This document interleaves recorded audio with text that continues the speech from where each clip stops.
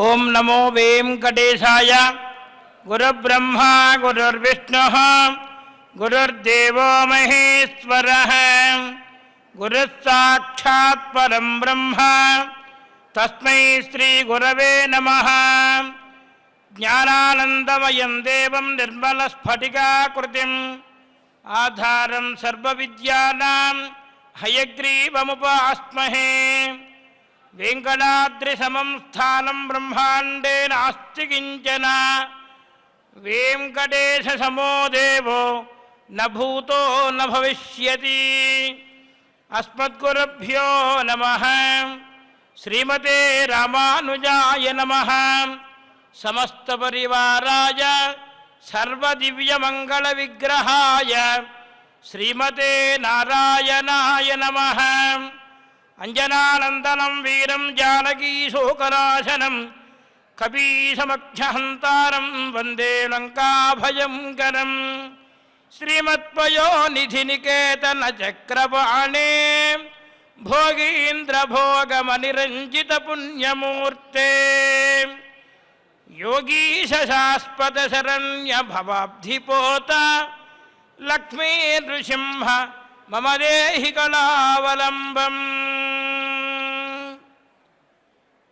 కలియుగ ప్రత్యక్ష దైవమైనటువంటి వెంకటేశ్వర స్వామి వారి శ్రీచరణ సన్నిధిలో శ్రీనివాసుని యొక్క లీల చేత నడయాడుతున్నటువంటి ఈ కలియుగంలో మనందరం కూడా మానవ జన్మని ఎత్తి జన్మ చరితార్థం చేసుకోవడం కోసం భక్తితోటి పరంధాముణ్ణి ప్రతినిత్యము కూడా నామస్మరణతోటి సంకీర్తనం చేస్తూ ఆ పెరుమాళ్ళ యొక్క అనుగ్రహాన్ని సంప్రాప్తింపజేయడం కోసం ప్రతినిత్యము కూడా స్వామివారిని సేవించుకొని తరించే భాగ్యం ప్రసాదించమని చెప్పి ఆ శ్రీనివాసుని ప్రార్థన చేస్తూ ఉన్నాం.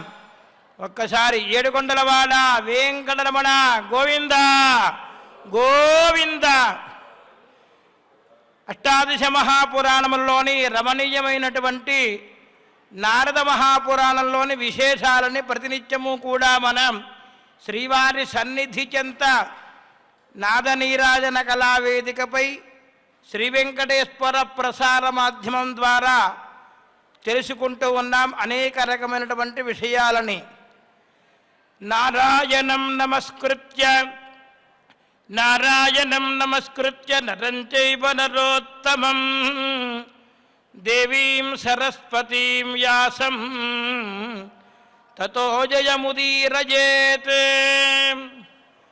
వేదములన్నీ కూడా రంగరించి వేద సారాన్నంతా కూడా అందించినటువంటి వేదవ్యాస మహర్షి అష్టాదశ మహాపురాణములన్నిటినీ కూడా చక్కగా మనందరికీ కూడా విశదీకరించారు.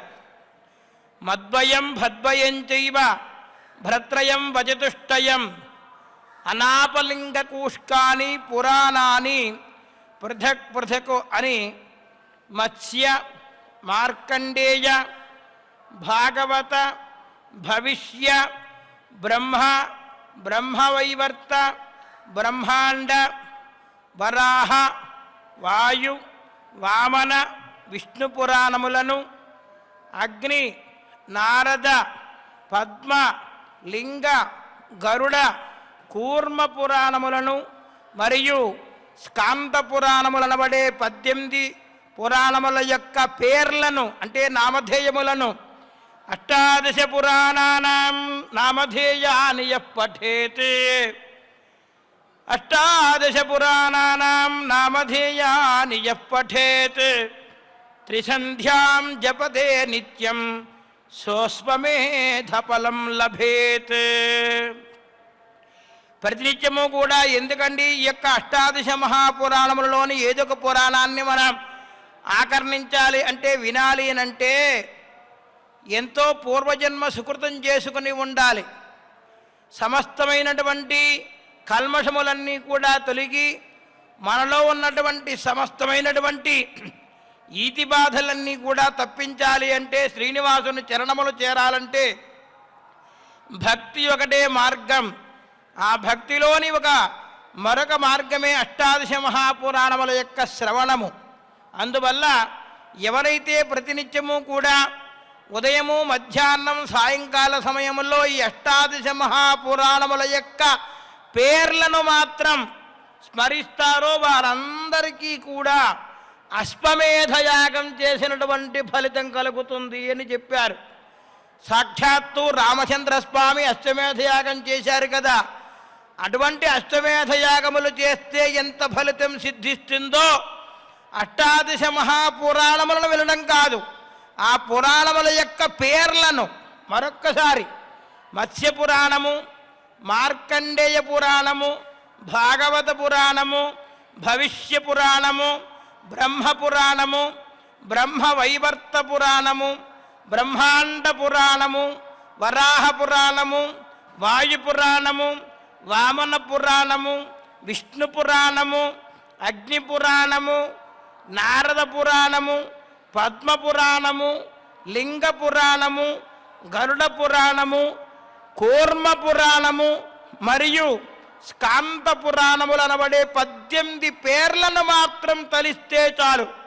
ఎందుకు మరొక్కసారి తిప్పుకుంటున్నామంటే ఒకసారి స్మరణ చేస్తేనే అశ్వమేధయాగ ఫలితం కలుగుతుంది కదా, కాబట్టి మరొక్కసారి మనం స్మరణ చేసుకున్నట్లయితే మరింత పుణ్యం మనకు దక్కాలి, తద్వారా మన మనశ్శాంతి కలగాలి, మానసికమైనటువంటి తృప్తిని పొందాలి, తద్వారా శ్రీమన్నారాయణ యొక్క శ్రీచరణమును చేరడానికి ముక్తిని ప్రసాదించే మార్గం పురాణ శ్రవణ ఫలితం. కాబట్టి భగవంతుడైనటువంటి శ్రీమన్నారాయణుడు వెంకటేశ ప్రభు మనకు అందించినటువంటి అత్యద్భుతమైనటువంటి అవకాశం ఇది.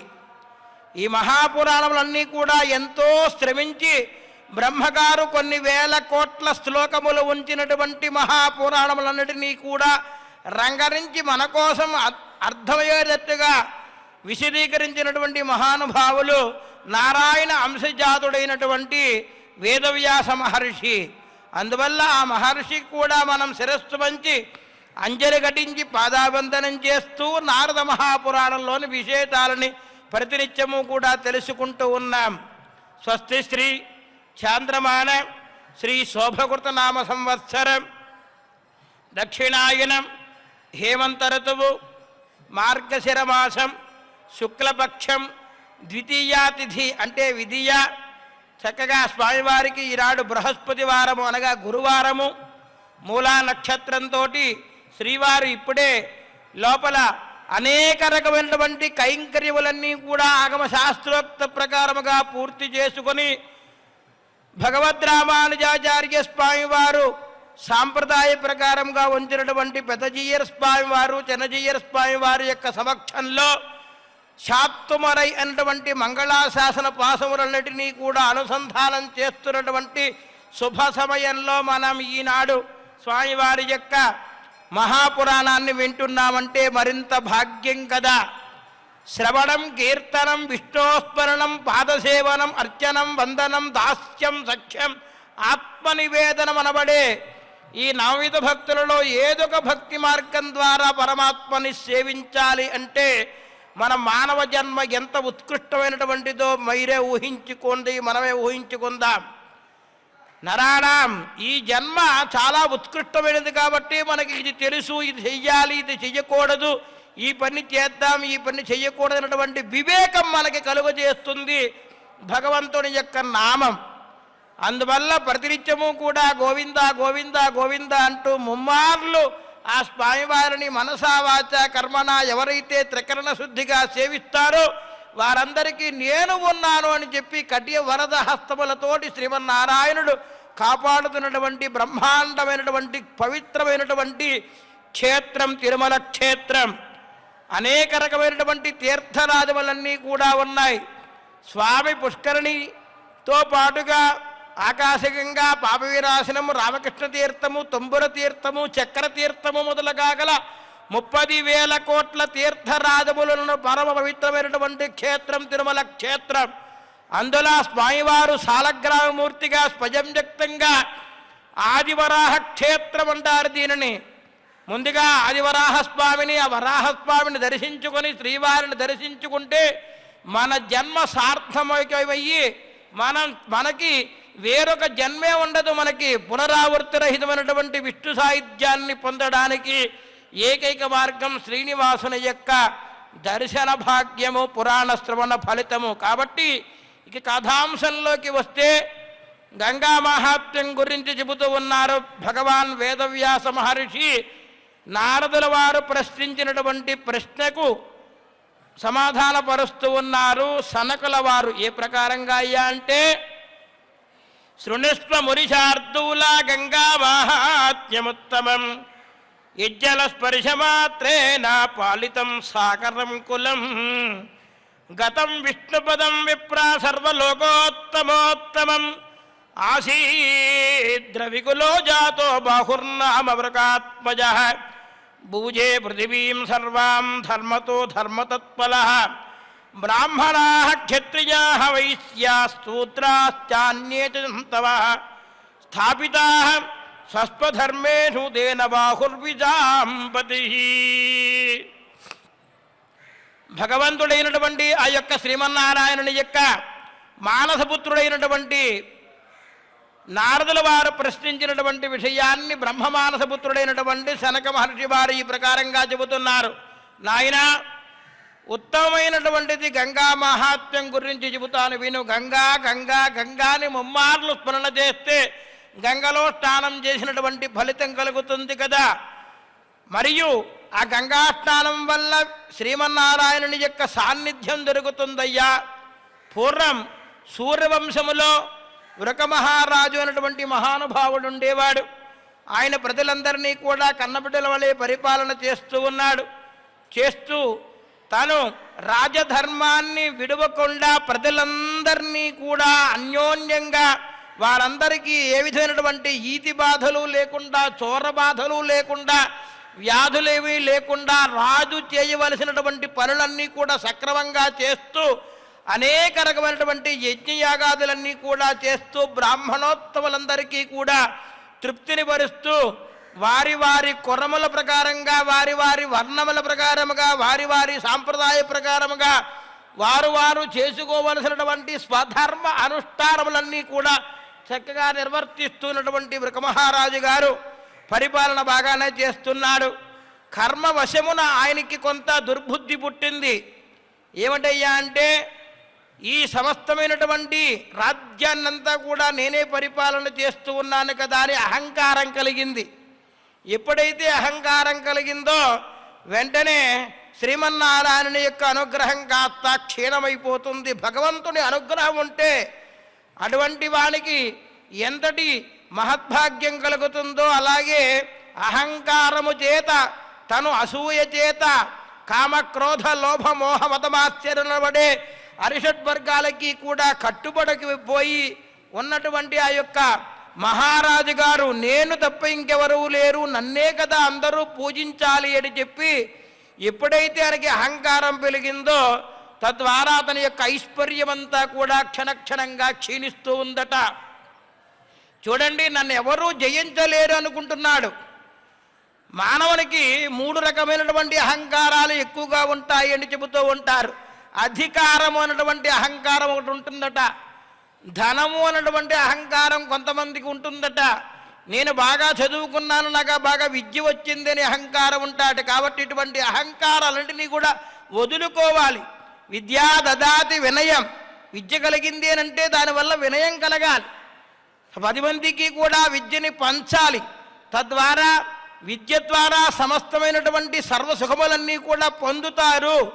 విద్యనెవరు దొంగిలించలేరు కదా. ధనాన్నైతే అపహరించగలరు కానీ ఆ యొక్క విద్యనెవరు కూడా అపహరించలేరు కదా. కాబట్టి 10 మందికి పంచితే తరగనిది విద్యే.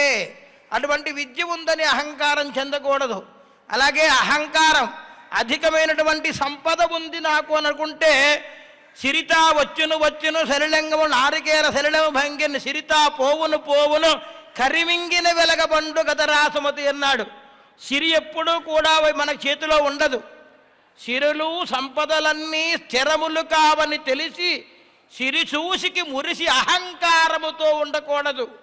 కాలమెన్నడూ నీదని కళ్ళు మూసి తిరుగకురా, జీవితం ఒక చక్రం రా, మన బ్రతుకులు వక్రం రా అన్నారు.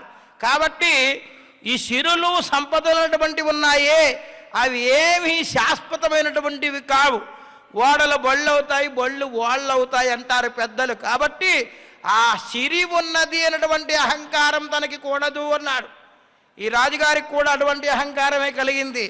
ఇక మూడవది, నాకు పదవి ఉంది, ఈ అందరినీ కూడా నేనే పరిపాలన చేస్తున్నాను, నన్నే అందరూ పూజించాలి అనేటువంటి అహంకారం వచ్చేసింది. చూడండి, ఎప్పుడైతే ఇటువంటి అహంకారం కలిగిందో ప్రజలందరినీ కూడా తన యొక్క పదవి చేత అనునయంగా 10 మందికి కూడా వారి వారికి అనుకూలమైనటువంటి ధర్మ పద్ధతిగా పరిపాలన చేయమని చెప్పారు తప్ప రాజుగారిని నన్ను పూజించాలి, నేనే గొప్పవాడి, నేను ఎప్పుడైతే రాజు అనుకుంటాడో వెంటనే అతని పతనానికి తనే దారి వెతుక్కున్నట్టు వాడు అవుతాడు అని చెప్పి శాస్త్రం చెబుతోంది.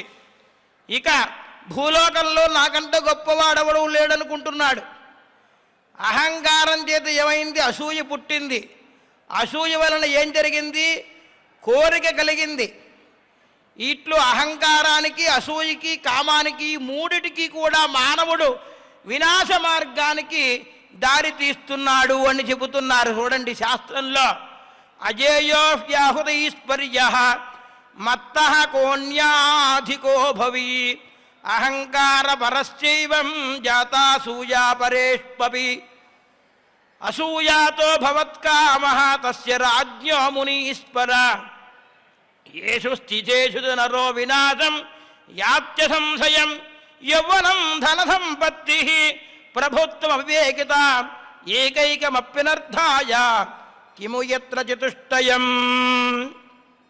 చూడండి ఎంత బాగా చెబుతున్నారో చూడండి. మనకి అందరికీ కూడా తెలియజేయడం కోసమే.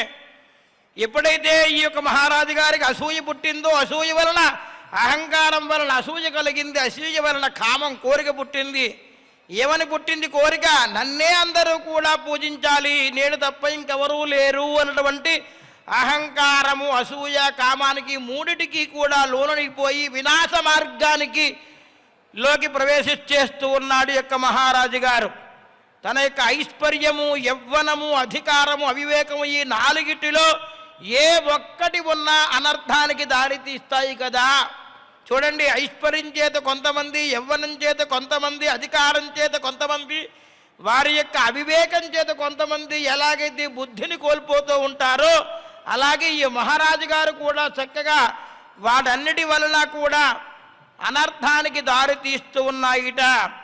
లోకంలో విరోధం పెరిగిపోయింది. ఎప్పుడైతే తనకి భగవంతుడి యొక్క శ్రీమన్నారాయణ యొక్క అనుగ్రహం లేకపోయిందో వెంటనే తనకి ఏం జరిగింది?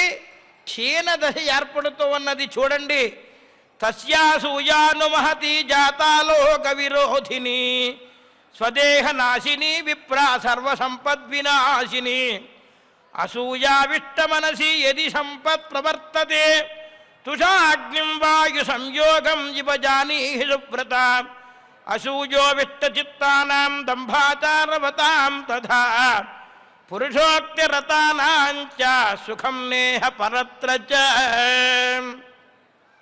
ఎప్పుడైతే ఈతనికి అహంకారం కలిగిందో లోకంలో ఉన్నటువంటి వారందరూ కూడా నిన్న మొన్నటి వరకు కూడా నీవు గొప్ప మహారాజు గారయ్యా అని చెప్పి 10 మంది కూడా నెత్తిని పెట్టుకుని పూజించేటటువంటి మహారాజు గారికి కాస్త అహంకారము, అసూయ, దర్పం ఎప్పుడైతే ఏర్పడిందో ప్రజలలో ఇతని పట్ల కాస్త సన్నగిల్లింది. ఎందుకు సన్నగిల్లింది? ఏమిటి తను చేస్తున్నటువంటి పని ఏమిటి? నన్నే పూజించమంటున్నాడు. మొన్నటి వరకు కూడా భగవంతుడు ఉన్నాడు, భగవంతుణ్ణి సేవించండి, యజ్ఞయాగాదులు చేయండి, మీ యొక్క స్వధర్మ అనుష్ఠానం అంతా కూడా చక్కగా చేసుకోండి అయ్యా అని చెప్పిన వాడు ఈరోజు నన్ను పూజించండి, నేను తప్ప ఇంకెవరు లేనటువంటి అహంకారం ఎప్పుడైతే కలిగిందో ప్రజలలో కూడా ఇతని పట్ల విశ్వాసం పోయింది. ఇక విశ్వాసం పోయింది. ఎప్పుడైతే అది జరిగిందో లోకంలో విరోధం అంతా కూడా విరోధులు పెరిగిపోతూ ఉంటారు. ఈ అసూయ అనేటువంటిది ఉందే అది దేహాన్ని కాల్చివేస్తుందట పెద్దలు చెబుతున్నారు, శాస్త్రం చెబుతోంది, పురాణాలు మనకు చెబుతున్నాయి. అది ఎలా ఉంటుందయ్యా అంటే బియ్యపు పొట్టు, ధాన్యము యొక్క పొట్టు ఉంది చూడండి, పైన ఉంటుంది. ఆ పొట్టును కనుక అగ్నిలో వేస్తే ఎలాగైతే ధగధగధగ మండిపోతూ ఉంటుందో ఈ అసూయ కలిగినటువంటి వాని యొక్క సంపద కూడా అలాగే హరించిపోతుంది అని చెబుతున్నారు. మనం ధాన్యం పొట్టు అంటాం, ఆ పైన భాగాన్ని పొట్టు అంటారు. ధాన్యం పైన బొట్ల గింజ పైన ఉన్నటువంటిది పొట్టు. అటువంటి పొట్టును కాస్త ఇంత తీసుకొచ్చి అగ్నిలో వేసామనుకోండి, అది దగదగదగగా మండిపోతూ ఉంటుంది, అది సెగలు కక్కుతూ ఉంటుంది. ఈ అసూయ అయినటువంటి వానికి ఎప్పుడైతే సంపద ఉందో ఆ సంపద అంతా కూడా ఆ వాయువు తోడయి ఆ సంపద కాస్త కరిగిపోతూ ఉంది అని అర్థం అక్కడ. ఈ ప్రకారంగా అసూయ కలిగినటువంటి వాని మాటలు ఎవరైనా నమ్ముతారా? ఇక బూటకపు ఆచారం చేసేవాడిని ఎవరైనా నమ్ముతారా? ఎప్పుడూ కూడా కఠినంగా మాట్లాడినటువంటి వాడు, ప్రియంగా మాట్లాడేవాడు నా బ్రూయా సత్యం అప్రియం. ఎప్పుడూ కూడా 10 మందితోడు ఆదరంగా చక్కగా ఆనందంగా పలకరించి లాలనగా పలకరించిన వాడు కాస్త కఠినంగా మాట్లాడేసరికి వాడి పట్ల అందరికీ కూడా కాస్త భేదం ఏర్పడుతుంది. ఎందుకురా బాబు వీడితో దూరం అవుతూ ఉంటారు. ఇటువంటి కఠినంగా మాట్లాడేవాడి దగ్గర ఎవ్వరూ కూడా ఉండరు కదా. అతనికి ఇహలోకంలోనూ పరలోకంలోనూ కూడా సుఖం కలగదు. సుఖం ఉంటుందా చెప్పండి? ఉండదు కదా. కాబట్టి ఈ అసూయ అనేటువంటిది ఎప్పుడైతే అతనికి ఏర్పడిందో, అతని యొక్క అహంకారం అంతా కూడా ఎప్పుడైతే ఉందో, తన సంపదలన్నీ కూడా ఎప్పుడు తొలగిపోతున్నాయో, రాజ్యం అంతా కూడా ఎప్పుడు క్షీణించిపోతుందో, నిన్నటి వరకు కూడా నెత్తిని పెట్టుకుని పూజించేవారు కాస్త ఈరోజు తన విరోధులైపోయారని అందరూ కూడా. అతనికి ఇహంలోనూ సుఖం లేదు, పరంలోనూ సుఖం లేదు. కాబట్టి అసూయ ఎప్పుడూ ఎవరికీ ఉండకూడదు అని చెప్పి శాస్త్రం చెబుతోంది. ఎవరైతే కఠినంగా మాట్లాడతారో, అది మంచి మాట అయితే కొంచెం గట్టిగా మాట్లాడినా తప్పులేదు. తను బాగుపడతాడు అని చెప్పి ఒక బిడ్డ పట్ల కానీ, ఒక శిష్యుడి పట్ల కానీ, ఒక గురువు గారు, ఒక తల్లి కొడుకు పట్ల కానీ చెప్పింది అంటే తను బాగుపడడం కోసం కొంచెం గట్టిగా చెప్పవలసిన అవసరం వచ్చినప్పుడు చెప్పినా తను బాగు కోసమే చెబుతుంది. కానీ ఇటువంటి కఠినంగా మాట్లాడమన్నటువంటిది చూడండి. ప్రియము కానటువంటి వాక్యములు మాట్లాడుతున్నటువంటి వాడి దగ్గరికి ఎవరైనా చేరతారా?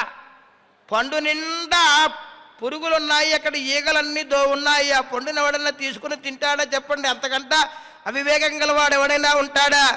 మగమగమగ చక్కగా బ్రహ్మాండంగా మాగినటువంటి పండు చక్కగా శుభ్రంగా ఉంటే 10 మంది దానికి వెంబడాడతాం తప్ప, అదే పండు కుళ్ళిపోయి వ్యర్థమైపోయి పక్కన పడిపోయి ఈగలు దోమలు కూడా అక్కడే ఉన్నాయనుకోండి, అది పండు అని తెలిసినా దూరంగా ఉంటాం.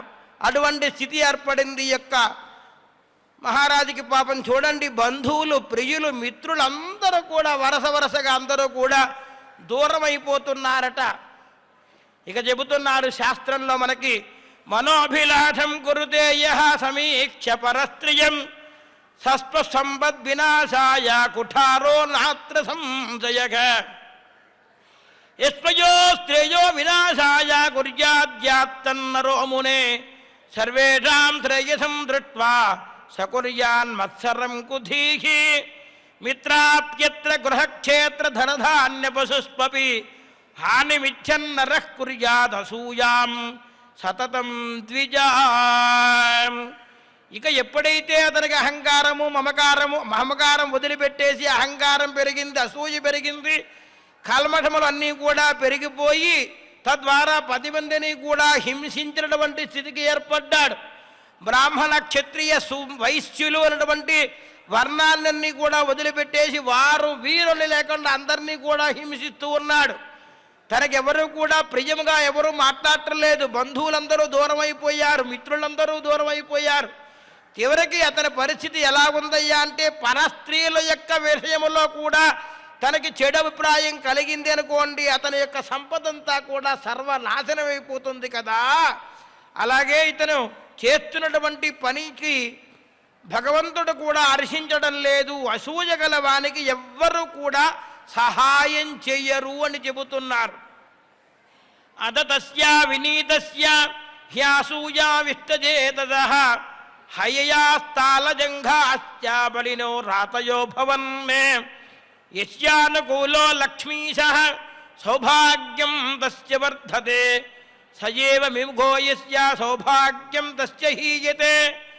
తావత్ పుత్రాశ్చ మిత్రాశ్చ ధనధాన్యగృహాదయః యావదీక్షేత లక్ష్మీశ కృపాం పాంగేన నారద. హే నారద, వినవయ్యా, వింటున్నావా అంటూ సనక మహర్షి వారు ఈ ప్రకారంగా చెబుతున్నారు. అహంకారము అసూయ ఎప్పుడైతే కలిగిందో ఆ బాహు మహారాజు గారికి తన చుట్టుపక్కల ఉన్నటువంటి రాజ్యంలో ఉన్నటువంటి వారి హయ్యయ వంశం వారు, తాళజంగ రాజులు మొదలుగా గల శత్రువులందరూ కూడా ఎక్కువ ఏర్పడ్డారట. ఎప్పుడైతే తనకు రాజ్యంలో విముఖత ఏర్పడిందో, తనకి అందరూ కూడా వ్యతిరేకంగా ఉన్నారని తెలుసుకున్నారో, వెంటనే శత్రురాజులు ప్రవేశించడం సహజం కదా. వారికి దగ్గరలో ఉన్నటువంటి హయ్యయ వంశం వారు, తాళజంగ రాజులు మొదలుగా గల వారందరూ కూడా శత్రువులు అయిపోయారట తనకి. ఎప్పుడు ఇతని మీద దండెత్తుదామా అని చెప్పి వారందరూ కూడా కాచుకూర్చున్నారు సమయం కోసం. మరి శ్రీహరికి అనుకూలంగా మనం ఉన్నామనుకోండి, మన యొక్క సౌభాగ్యం పెరుగుతుంది ఎవరికైనప్పటికీ కూడా. అదే శ్రీహరికి విముఖుడైపోయామనుకోండి, సౌభాగ్యం క్షీణిస్తూ ఉంటుంది. ఆ శ్రీమన్నారాయణ యొక్క కరుణా కటాక్ష వీక్షణములు ఉన్నంత వరకునే మనకి పుత్ర పౌత్ర ధన ధాన్య గృహ ఆరామాది సంపదలన్నీ కూడా ఉంటాయి. మరొక్కసారి చెబుతుకున్నాం, ఆ భగవంతుడైనటువంటి శ్రీమన్నారాయణ యొక్క అనుగ్రహం ఉంటేనే కదా మనకు అన్నీ కూడా కలుగుతాయి. ఆ కరుణ అనేటువంటిది ఉందే, అపారమైనటువంటి కరుణా సముద్రం శ్రీవారు. ఆ శ్రీవారి యొక్క కాస్త చూపు మన మీద పడిందనుకోండి, పుత్ర పౌత్ర ధన ధాన్య గృహ ఆరామాది సంపదలకి ఏ విధమైనటువంటి లోటు ఎవ్వరికీ కూడా ఉండదు అని చెప్పి శాస్త్రం చెబుతోంది. మరి ఆయన అనుగ్రహం కాస్త క్షీణించిందనుకోండి, వచ్చిన సంపదలన్నీ కూడా మెల్లగా వెళ్ళిపోతూ ఉంటాయి. కాబట్టి నాయన ఎప్పుడు కూడా అహంకారంతో ఉండకయ్యా, నాది నాది నాది అనుకుని ఎప్పుడూ కూడా అహంకారంతో ఉన్నావంటే, విర్రవీగుతూ ఉంటే చాలా ఇబ్బందులు పడతావయ్యా అని చెప్పడం కోసమే మనందరికీ గుణపాఠంగా ఈ యొక్క వృత్తాంతాన్ని చెబుతున్నారు నారద మహర్షి రూపంలో. సనకాది మహర్షులు నారద పురాణంలో అభిమూర్ఖాంధబడిరజడాః శూరా వివేకినః, అభిమూర్ఖాంధబడిరజడాః శూరా వివేకినః శ్లాఘ్యా భవంతి విప్రేంద్ర ప్రేక్షితా మాధనేన యే సౌభాగ్యం దస్య హీయేత యస్యాసూయాదిలాంఛనం జాయతేన అత్ర సందేహో జంతుద్వేషో విశేషతః సతతం యస్య కస్యాపి యోద్వేషం గురుతే నరః తస్య సర్వాణి నశ్యంతి శ్రేయాంసి మునిషత్తమా. ఏ మునిషత్తమా, మూర్ఖులైనటువంటి వారున్నారే, వారు మూగవారు, గుడ్డివారు, చెవిటివారు, బుద్ధిహీనులైనటువంటి వారు ఉన్నప్పటికీ కూడా వారందరూ కూడా ఆ శ్రీనివాసుని యొక్క అనుగ్రహం ఉందనుకోండి, వారు ఎల్లప్పటికీ కూడా శూరులే. ఎందుకయ్యా అంటే, మూర్ఖంగా ఉన్నా శ్రీనివాసుని అనుగ్రహం కలిగిందనుకోండి, ఆ మూర్ఖత్వం కాస్తా పోతుంది. అవడానికి మూగవారే అయినా భగవంతుని నామస్మరణం చేయడానికి స్వరంతో పనికి అవసరం లేదు కదా.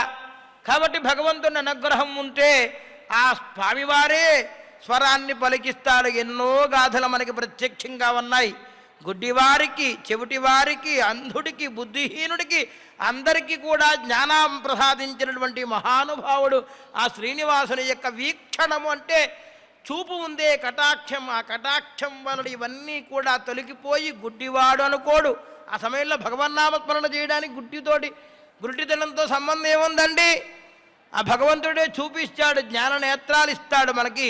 కాబట్టి వివేకవంతుణ్ణి ఎప్పుడూ కూడా అందరూ కొనియాడుతూనే ఉంటారు. వివేకవంతుడు అంటే సద్బుద్ధితోటి ఉండి 10 మందికి కూడా అపకారం చేయకుండా తాను చేయవలసిన పని చేస్తూ నిరంతరం కూడా భగవన్నామ సంకీర్తనం చేస్తున్నటువంటి వారు ఎవరైతే ఉంటారో వారందరూ కూడా వివేకం కలిగినటువంటి వారే. వారి పట్ల ఎప్పుడూ కూడా భగవంతుని యొక్క అనుగ్రహం ఉంటుంది. వారిని చేరినటువంటి వారికి కూడా మనకి కూడా వారి పక్కనే సత్సంగత్వే నిస్సంగత్వం, నిస్సంగత్వే నిర్మోహత్వం, నిర్మోహత్వే నిశ్చలదత్తం, నిశ్చలదత్వే జీవన్ముక్తి అంటారు శంకర భగవత్పాదాచార్యుల వారు. కాబట్టి మన సత్సంగంతో వారితోటి స్నేహం చేస్తే కూడా మనం కూడా వివేకవంతులం అయిపోతామిట శ్రీనివాసుని యొక్క అనుగ్రహం ఉన్నట్లయితే.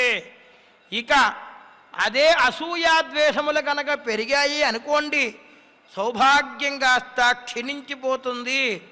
మనం ఎట్టి పరిస్థితుల్లోనూ ఒక మానవులనే కాదండి, జంతువులను కూడా ఎప్పుడూ కూడా మనం హింసించకూడదు. అందుకనే మనం గోవధ చేయకూడదు, గోవుని సేవించాలి, గోవుని రక్షించాలి అన్నారు. ఎందుకైతే వాటిని కూడా ద్వేషిస్తే మనకి విశేషమైనటువంటి ధనహీనం జరుగుతుంది, క్షయమైపోతుంది, అంతా కూడా విశేషమైనటువంటి క్షయం కలుగుతుందట. ఆ సంపదలన్నీ కోల్పోవడంలో కూడా విశేషమైనటువంటి క్షయం, అధికమైనటువంటి ఎప్పుడూ కూడా వాటి జోలికి వెళ్ళి వాడిని హింసిస్తే, వాడిని ద్వేషిస్తేనే చాలట పరమాత్మ ఊరుకోడట. కాబట్టి ఎప్పుడు కూడా పశు పక్ష్యాది స్థావర జంగమాది మానవ జన్మలలో ఉన్నటువంటి వారెవ్వరినీ కూడా మనం హింసించకూడదు, ద్వేషించకూడదు అని చెబుతున్నారు. ఎవరితోనూ ఎప్పుడూ కూడా అసూయాద్వేషంతో ఉండకూడదు, ఎవరిని కూడా ద్వేషించకూడదు. ఎవరైతే ఆ ప్రకారంగా చెయ్యాలని సంకల్పం చేసుకుంటారో వారి శ్రేయస్సంతా కూడా నశించిపోతుంది నాయనా అని చెబుతున్నారు. అసూయా వర్ధతే తస్య యస్య విష్ణుః పరాన్ముఖః. అసూయా వర్ధతే తస్య యస్య విష్ణుః పరాన్ముఖః. భగవంతుడు మనకు అనుగ్రహించాలని చెప్పి ఒక క్షణం మన కేసు చూసి వస్తున్నాడు అనుకోండి, ఆ సమయంలో మనకి కర్మవశము చేత అసూయ ఏర్పడిందనుకోండి, ఆ పరమాత్మ కూడా విముఖుడై వెనక్కి వెళ్ళిపోతాడట. చూడండి, శాస్త్రం చెప్పిందండి, నారద మహాపురాణంలో చెప్పారు మనకి 7వ అధ్యాయంలో. అసూయా వర్ధతే తస్య యస్య విష్ణుః పరాన్ముఖః ధనం ధాన్యం మహీ సంపద వినశ్యతి తతో ధ్రువం. ఇక పరమాత్మ తానే వచ్చి ఒక్కసారి తానే రావడానికి రాడు. ఎందుకు పరమాత్మ రాడు? ఎందుకంటే ఇతని యొక్క దేహమంతా కూడా అసూయతో నిండిపోయింది, అహంకారంతో నిండిపోయింది. పరమాత్మ కూడా దగ్గరికి రాడు. ఒకవేళ పరమాత్మ అనుగ్రహించడం కోసం వస్తాడేమో, అటువంటి సమయంలో మన కర్మవశము చేత మనకి అసూయ పెరిగింది అనుకోండి, ఆ పరమాత్మ కాస్త పాపం సహాయం చేద్దాం అనుకున్న వాడు కాస్త వెనక్కి వెళ్ళిపోతాట. చూడండి, మనం దురదృష్టంగా ఉన్నాం అనుకోండి, ఎవరన్నా అప్పడడానికి వెళతాం 10 రూపాయలు, మన కర్మవశం చేత ఇచ్చేవాడు ఇతను ఇస్తాడు అని తెలిసి వెళ్ళి అడిగినా ఆ సమయానికి మనకి రాసిపెట్టి లేదు, మన కర్మ బాగోలేదు అనుకోండి, ఇచ్చేవాడు కాస్త లేదయ్యా రేపు ఇస్తానయ్యా మళ్ళీ రావయ్యా అంటూ ఉంటాడు కదా లోకంలో. ఇది సహజమే కదా. అలాగే పరమాత్మ కూడా పరీక్షించడం కోసం వీడి పట్ల విముఖుడైపోతాడట. అతనికి ఆఖరికి ఎలా ఉంటుంది? ధాన్యము, ధనము, సంపదలు, భూమి అన్నీ కూడా నశించిపోతాయిట. ఏవి ఉండవు. ఇక తిరిగి కాస్త ఫ్లాట్ ఎలా ప్రకారంగా అయితే ఇతనైతే ఎంత ఎత్తుకి దిగాడో అంత కిందకి క్షీణించిపోతూ ఉంటాడు అని చెబుతున్నాడు. ఇది నిశ్చయము, ఇందులో ఏమైనటువంటి సందేహం లేదయ్యా. తతో ధ్రువం, ఏ విధమైనటువంటి సందేహం లేదయ్యా. అసూయా వర్ధతే తస్య యస్య విష్ణుః పరాన్ముఖః ధనం ధాన్యం మహీ సంపత్ వినశ్యతి తతో ధ్రువం. వివేకం హంత్యహంకారః వివేకాత్తు జీవినాం ఆపదస్తంభవత్యేవేత్యహంకారం త్యజేత్తతః అహంకారో భవేద్యస్య తస్య నాస్యోస్తి వేగతిః అసూయావిష్టమనదః తస్య రాజ్ఞః పరైః సహ అయోధనమసూద్ఘోరం మాసమేకం నిరంతరం హయయైః తాళజంఘైశ్చ రిపుభిస్తః పరాజితః. ఈ ప్రకారంగా అహంకారం వలన నశించిపోయినటువంటి ఇతని యొక్క సంపదంతా కూడా ఎప్పుడైతే నశించిపోయిందో వెంటనే తన యొక్క శత్రురాజులందరూ కూడా పొంచి పొంచి ఉన్నారు కదా. వారెవరయ్యా అంటే హయ్యయ్య తాళజంఘులైనటువంటి మహారాజులట. యుద్ధంలో గొప్ప పరాక్రమవంతులు. శత్రురాజులందరూ కూడా వచ్చారు, ఒక్కసారి చుట్టుముట్టారు, అతన్ని యుద్ధం చేసి యుద్ధంలో అతన్ని కాస్త ఓడించి వేశారు. ఎంతో గొప్ప పరాక్రమం గలవాడు. శత్రు సైన్యాన్ని గడగడలాడించినటువంటి అయ్య మహారాజు గారికి కాస్త వివేకం ఎప్పుడైతే కోల్పోయిందో, అసూయ పెరిగిందో, దర్పం పెరిగిందో, అహంకారం పెరిగిందో, తద్వారా తననే పూజించాలి, 10 మంది తననే సేవించాలన్నటువంటి భావన కలిగి వివేకాన్ని ఎప్పుడైతే కోల్పోయాడో, పరమాత్మ యొక్క అనుగ్రహం లేకపోవడం చేత తన యొక్క రాజ్యం కాస్త శత్రుపక్షమైపోయింది. ఆఖరికి నెల రోజుల పాటు యుద్ధం జరిగిందట. ఒక నెల రోజుల పాటు భయంకరమైనటువంటి యుద్ధం చేస్తే ఆ యుద్ధంలో ఈ బాహుమహారాజుని తన యొక్క శత్రువులైనటువంటి హైహయ, తాళజంఘులు అనేటువంటి శత్రురాజులు కాస్త ఇతన్ని యుద్ధంలో ఓడించేశారు. ఓడించేసి చాలా ఇబ్బందులు పడ్డాడు. ఆ తర్వాత ఇటువంటి దుఃఖాన్ని అనుభవిస్తున్నాడు. చూడండి మహారాజు గారు, నిన్నటి వరకు కూడా నా అంతటి వాడు లేడు అనుకున్నటువంటి మహారాజు గారు కాస్త భగవద్ అనుగ్రహం లేకపోవడం చేత తన యొక్క దశంతా కూడా క్షీణ దశ అయిపోయింది. కాబట్టి నాది నాది నాది, నేనే నేనే నేనే అన్నటువంటి అహంకారం వదలబెట్టవయ్యా అని చెప్తున్నాడు. మనకి భగవద్గీతలో కూడా గీతాచార్యుల వారు ఏం చెప్పాడు? పార్థ స్వార్థం వేడవయ్యా అన్నాడు. ఎందుకు చెప్పాడు? నీ యొక్క రాజ్యంలో యుద్ధం చేయడానికి సంసిద్ధమయ్యి నువ్వు ఇక్కడికి వచ్చి యుద్ధ రంగంలో ఉండి నకాంక్షే విజయం కృష్ణ నచ రాజ్యం సుఖానిచ కింనో రాజ్యేన గోవింద కిం భోగైర్ జీవితేనవా అంటున్నావే, పిచ్చివాడులా ఉన్నావే, మాట్లాడు మాట్లాడు మాట్లాడు మాట్లాడు. చూడండి, మనకి 18 అధ్యాయాల్లో మొట్టమొదటి అధ్యాయం మొత్తం పూర్తిగా మాట్లాడనిస్తాడు పరమాత్మ. నీ యొక్క కష్టాన్ని చెప్పుకో, తర్వాత నేను తీరుస్తాను అంటాడు. అందుకనే మనకు కూడా చూడండి, అర్జున విషాద యోగము అని పెట్టారు దానికి, పరమాత్మ దానికి పేరు. అర్జునుడికి విషాదం రావడం ఏమిటి చూడండి. తద్వారా తనకి ఏం జరుగుతుందో మిగతా అధ్యాయాల్లో మనకందరికీ కూడా తెలియజెప్పడం కోసమే భగవద్గీత సారాంశాన్ని మొత్తం సాక్షాత్ కృష్ణం వందే జగద్గురుం, జగద్గురువైనటువంటి కృష్ణ పరమాత్మ చెప్పాడు. అదే శ్రీ విష్ణు సహస్రనామ స్తోత్రం. రేపు మనం 23వ తారీఖున వైకుంఠ ఏకాదశి నాడు విష్ణు సహస్రనామాన్ని, భగవద్గీతని కూడా మనం పారాయణ చేసుకుంటాం చక్కగా. ఏకాదశి మహాపర్వదిన సందర్భంగా ప్రతిరోజు చెయ్యాలి. కానీ అవకాశం లేకపోతే కనీసం ఒక్క పర్యాయమైనా చేస్తే బాగుంటుంది అని చెప్పి పరమాత్మ మనకు అనుగ్రహిస్తాడు. కాబట్టి శ్రీ విష్ణు సహస్రనామ స్తోత్రాన్ని ఎవరిచే చెప్పించాడు? భీష్ముల వారిచే చెప్పించాడు. చూడండి, అది ముక్తిప్రదమైనటువంటిది శ్రీ విష్ణు సహస్రనామ స్తోత్రం. కానీ గుణపాఠం చెప్పాలి, తగిన యొక్క పరిజ్ఞానం కలగాలి. ఎందుకయ్యా అసోత్యాన్ అన్వసోత్యం ప్రజ్ఞావాదాంశ్చ భాససే గతాసు నగతానోంశ్చ నానుసోతంతి పండితా. ఎందుకయ్యా పిచ్చివాడులాగే ఎందుకయ్యా అని చెబుతూ ఉన్నాడు. ఎందుకు చెబుతున్నాడు? పరమాత్మ అంటే మనలో ఉన్నటువంటి అజ్ఞానాన్నంతా కూడా తొలగింపజేయడం కోసం అహంకార మమకారములతోటి ఎప్పుడు కూడా వండకు లాగినా అహంకారము మమకారం అనేటువంటివి ఉన్నాయి అంటే నువ్వు క్షీణించిపోతావు. దర్పంతో ఉండకు, అసూయతో ఉండకు. విద్య ఉందని వెర్రగివేగకు, దానిని 10 మందికి పంచు. ధనముందని నువ్వు వెర్రవేగకు, దానిని అవసరమైన వారికి నీవు అనుభవించి అవసరమైనటువంటి దాన ధర్మాలు చేయవయ్యా అని చెప్పడం కోసమే ఈ యొక్క మహారాజుల యొక్క వృత్తాంతాన్నంతా కూడా మనకు చెబుతున్నాడు. గొప్ప మహారాజు గారు, హై మహారాజు గారు కాస్త తన శత్రువులైనటువంటి హైహయ తాళజంఘులైనటువంటి రాజుల చేత ఓడింపబడి అనేక రకమైనటువంటి దుఃఖాన్నంతా కూడా అనుభవిస్తూ ఉన్నాడు. తన యొక్క దుఃఖం కూడా తొలగే మార్గం ఆ పరమాత్మ అనుగ్రహిస్తాడు. ఈ యొక్క సారాంశం ద్వారా మనం తెలుసుకోవలసినది ఏమిటయ్యా అంటే అహంకారం వద్దు అని చెప్పి పరమాత్మ చెబుతున్నాడు. అటువంటి అహంకారాన్ని మన దరికి చేరకుండా ఉండమని చెప్పి, ఉండించే శక్తిని కూడా ఆయన్నే ప్రసాదించమని చెప్పి, మన ఎందుకంటే మానవుల అజ్ఞానం మనకు తెలిసి తెలియక ఏమి చేస్తూ ఉంటాం. అటువంటి మనకి మంచి బుద్ధిని ప్రసాదించమని చెప్పి పరమాత్మని సదా సేవిస్తూ మరిన్ని విశేషాలని తెలుసుకోవడం కోసం శ్రీనివాసుడు మనకి అనుగ్రహించాలి అని చెప్పి ఆ పరమాత్మని పరంధాముని మనసా వాచ కర్మణ సేవ చేస్తూ శ్రేయకాంతాయ కళ్యాణ నిధయే నిధయేర్థినాం శ్రీ వెంకట నివాసాయ శ్రీనివాసాయ మంగళం. శ్రీవైకుంఠ విరక్తాయ స్వామి పుష్కరిణీతటే రమయా రమమానాయ వెంకటేశాయ మంగళం.